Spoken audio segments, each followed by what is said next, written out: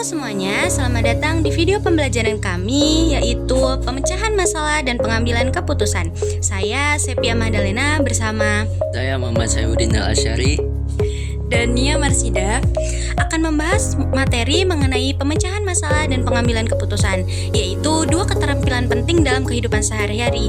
Pemecahan masalah adalah proses mengenali masalah, mencari tahu penyebabnya, lalu merancang dan memilih solusi yang mungkin. Ada beberapa materi dalam pemecahan masalah dan pengambilan keputusan. Yang pertama yaitu pendekatan masalah sosial.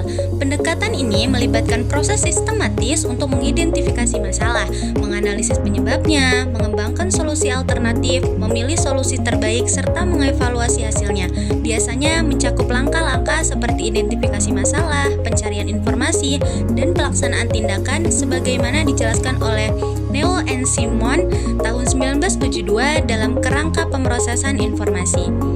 Materi yang selanjutnya yaitu model sinergis untuk pemecahan masalah dan pengambilan keputusan. Model ini menekankan kolaborasi antara anggota tim atau pemangku kepentingan dengan pendekatan integratif, di mana solusi dihasilkan bukan hanya berdasarkan logika individu, tetapi juga dari sinergi ide. Seperti dikatakan oleh Robbins and Judge tahun 2019, keputusan terbaik seringkali berasal dari proses kolaboratif yang memungkinkan pemanfaatan berbagai perspektif. Selanjutnya, pertimbangan budaya dalam pengambilan keputusan. Budaya sangat memengaruhi cara seseorang atau kelompok membuat keputusan. Dalam budaya kolektivistik, keputusan sering dibuat secara musyawarah dan mempertimbangkan keharmonisan kelompok. Sementara budaya individualistik lebih menekankan pilihan pribadi dan kebebasan individu. Selanjutnya yaitu tim yang dikelola sendiri. Tim ini bekerja tanpa pengawasan langsung dari manajer. Mereka mengatur sendiri tugas, tanggung jawab, dan pengambilan keputusan internal. Tim seperti ini efektif jika anggotanya memiliki kompetensi tinggi dan kepercayaan antar personal, karena otonomi mereka menuntut disiplin dan kolaborasi. Model ini memperkuat rasa kepemilikan terhadap hasil kerja. Materi selanjutnya yaitu pertimbangan identitas dalam sosial dalam pengambilan keputusan. Identitas individu seperti nilai pribadi dan kepercayaan, serta identitas sosial seperti keanggotaan kelompok memainkan peran penting, yaitu seseorang mungkin memilih keputusan yang mendukung citra dirinya atau demi mempertahankan status kelompok. Tajfel dan Turner tahun 1986 menjelaskan bahwa identitas sosial dapat membentuk bias dan preferensi keputusan terutama dalam situasi intergroup. Studi kasus, pertimbangan identitas individual dan sosial komunitas. Contoh yang dapat dilihat dalam pengambilan keputusan dalam komunitas adat saat menghadapi pembangunan pabrik. Individu dalam komunitas mungkin mengalami konflik antara kepentingan pribadi yang biasanya seperti pekerjaan atau uang kompensasi dan identitas lainnya sebagai menjaga nilai-nilai leluhur. Dalam kasus masyarakat Dayak misalnya, keputusan menolak pembangunan sering diambil karena identitas kolektif yang kuat terhadap tanah adat, bukan semata-mata kepentingan ekonomi. Program perumahan nirlaba, inisiatif sosial untuk menyediakan rumah layak bagi masyarakat kurang mampu tanpa motif keuntungan. Program ini mengutamakan kepentingan komunitas bukan pasar, seperti yang dikatakan oleh Habitat for Humanity. Kami membantu membangun rumah, harapan, dan masa depan. Tujuannya adalah menciptakan hunian yang aman dan terjangkau, terutama bagi mereka yang sulit mengakses perumahan komersial. Faktor tambahan yang mempengaruhi proses pengambilan keputusan.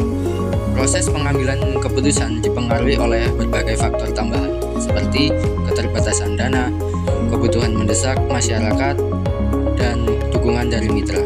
Tim pelaksana harus mempertimbangkan kondisi sosial dan budaya setempat agar keputusan yang diambil relevan dan tetap tepat sasaran. Materi selanjutnya menciptakan model mental bersama. Keberhasilan program ini juga sangat bergantung pada terciptanya model mental bersama. Ketika semua pihak pengelola, relawan, donatur, dan penerimaan manfaat memiliki pemahaman dan visi yang sama tentang makna perumahan layak, kerjasama akan lebih kuat dan konflik dapat diminimalkan. Pemikiran kelompok. Dalam kerja tim, pemikiran kelompok atau groupthink bisa menjadi hambatan jika semua orang terlalu setuju dan menghindari perbedaan pendapat.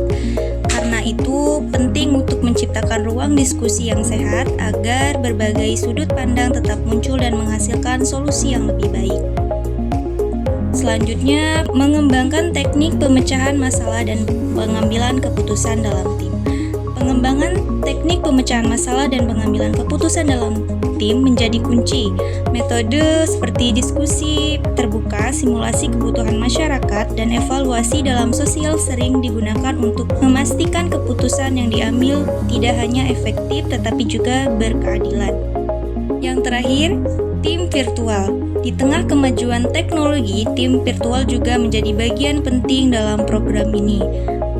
Kolaborasi kini dapat dilakukan lintas kota bahkan negara, memungkinkan pengumpulan dana, koordinasi proyek, dan pelaporan dilakukan secara daring, sehingga mempercepat proses dan memperluas dampaknya.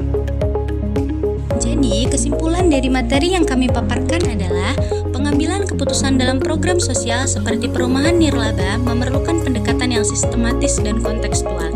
Model pemecahan masalah membantu dalam mengidentifikasi solusi secara logis, sementara pendekatan sinergis mendorong kolaborasi dan integrasi berbagai perspektif. Pertimbangan budaya, identitas individu, dan sosial sangat penting agar keputusan selaras dengan nilai komunitas. Studi kasus menunjukkan bahwa loyalitas terhadap identitas kolektif dapat mempengaruhi pilihan yang diambil. Keberhasilan tim bergantung pada komunikasi terbuka, pemahaman visi bersama, dan kewaspadaan terhadap bias kelompok atau groupthink.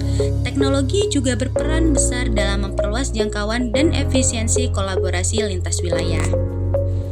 Sekian video pembelajaran dari kami. Saya Sepia Mahdalena. Saya Muhammad Syaifuddin Al-Asyari. Dan saya Nia Marsida. See you!